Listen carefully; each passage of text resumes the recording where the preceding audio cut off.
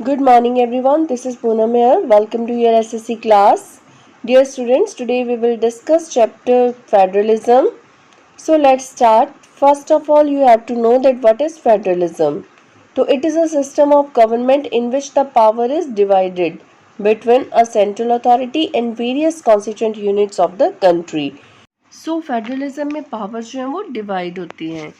So let's start with our first question. What are the two levels of federalism?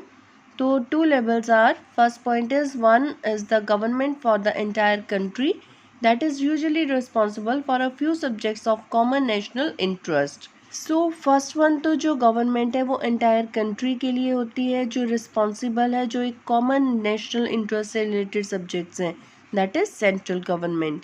Second point, the others are governments at the level of provinces और states.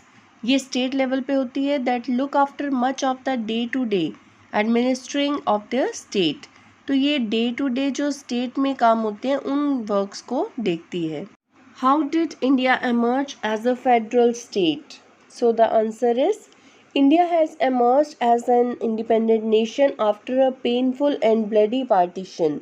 तो India और पाकिस्तान के partition के बाद India एक independent nation के रूप में emerge हुई. Soon after independence, several princely states became a part of the country. तो फिर इंडिपेंडेंस के बाद बहुत सारी प्रिंसली स्टेट्स जो थी वो इंडिया का, हमारी कंट्री का हिस्सा बनी. The constitution declared India as a union of states. और कॉन्स्टिट्यूशन ने भी इंडिया को यूनियन ऑफ स्टेट्स के रूप में डिक्लेयर किया. Although it didn't use the word federation, the Indian union is based on the principles of federalism. Indian constitution में जो फेडरेशन है उस वर्ड का यूज़ तो नहीं किया है, बट जो इंडियन यूनियन है वो किन प्रिंसिपल के ऊपर बेस्ड है? फेडरलिज्म के प्रिंसिपल्स के ऊपर ये बेस्ड है. Next question is, what is panchayati raj? So answer is, rural local government is popularly known as the name of panchayati raj, जो हमारे विलेज लेवल की होती है. It has been divided into 3 tiers और 3 लेवल्स. तो 3 लेवल्स होते हैं इसके. At the village level there is a gram panchayat, और at the block level there is a block committee, and at the district level there is a Zila Parishad. तो ये 3 parts में divided होती है, 3 लेवल्स हैं इसके. Next question is, how is panchayat samiti formed and at what level? तो first point is, panchayat samiti is formed at the block level. कौन से लेवल पे? ब्लॉक लेवल पे पंचायत समिति होती है. The members of this representative body are elected by all the panchayat members of that area. तो जो पंचायत समिति के मेंबर्स होते हैं उनको पंचायत के मेंबर्स वो इलेक्ट करते हैं उस एरिया के. A few Gram Panchayat are group together to form a Panchayat Samiti और ब्लॉक और मंडल. तो ग्राम पंचायत का जो ग्रुप होता है वो आपस में इकट्ठे होकर के पंचायत समिति, ब्लॉक या फिर मंडल को बनाते हैं. Next question is, state any 2 achievements and any 2 problems of the Panchayati Raj system. So answer is, the Panchayati Raj system of India has been introduced by Balwant Rai Mehta Committee. Its achievements are, the introduction of local government has helped to deepen the roots of democracy in India. तो एक तो इसका ये है, local government से जो democracy की roots हैं वो डीप हुई हैं.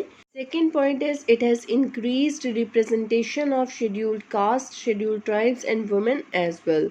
तो सभी की पार्टिसिपेशन इंक्रीज हुई है.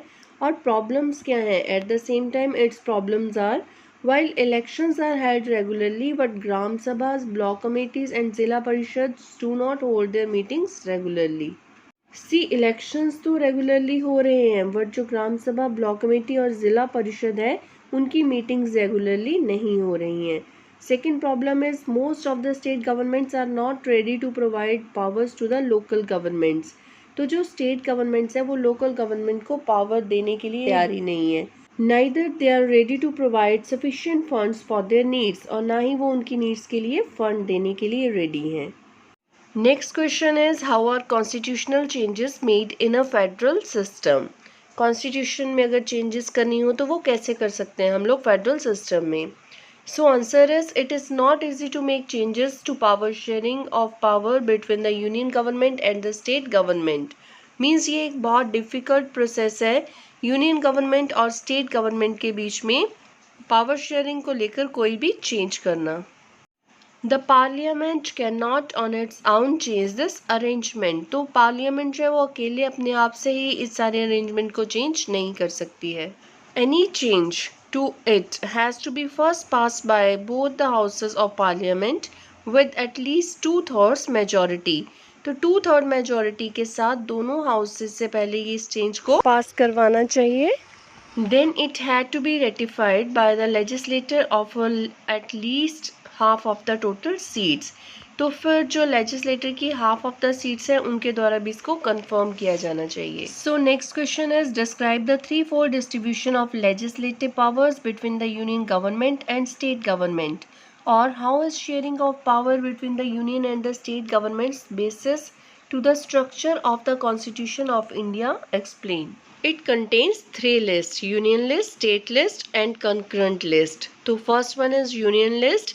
It includes subjects of national importance such as defense of the country, foreign affairs, banking, communication and currency। They are included in this list because we need a uniform policy on these matters throughout the country। तो main चीज़ें जैसे कि foreign affairs है, banking है, communication है, currency है, तो जिसके लिए यूनिफॉर्म पॉलिसी, सेम पॉलिसी चाहिए पूरी कंट्री में, वो सारे सब्जेक्ट किस में आते हैं? यूनियन लिस्ट में। Next we will discuss about state list. The list contains subjects of state and local importance such as police, trade, commerce, agriculture and irrigation. So state और लोकल इम्पोर्टेंस से जुड़े हुए जो सब्जेक्ट्स हैं जैसे police, agriculture, commerce, trade या irrigation, ये सभी स्टेट लिस्ट में आते हैं। The state government alone can make laws related to the subjects mentioned in the state list. तो स्टेट गवर्नमेंट अपने आप से इन जो सब्जेक्ट से रिलेटेड चीज़ें हैं ऊपर लॉज बना सकती हैं।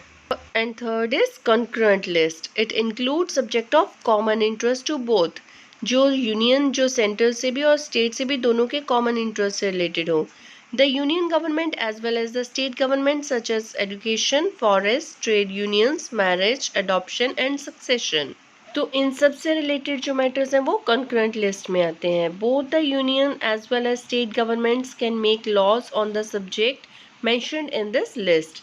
तो यूनियन और स्टेट दोनों गवर्नमेंट इनके ऊपर लॉज बना सकते हैं जो इससे रिलेटेड सब्जेक्ट्स हैं। If there laws conflict with each other the law made by the union government prevails. तो अगर लॉज में कोई कॉन्फ्लिक्ट हो जाता है, स्टेट गवर्नमेंट भी बना ले और सेंट्रल गवर्नमेंट भी बना ले, तो जो यूनियन गवर्नमेंट, जो सेंट्रल गवर्नमेंट ने लॉ बनाया होगा वो उसको इम्पोर्टेंस दी जाएगी। तो we have discuss some question answers. Thank you, have a nice day.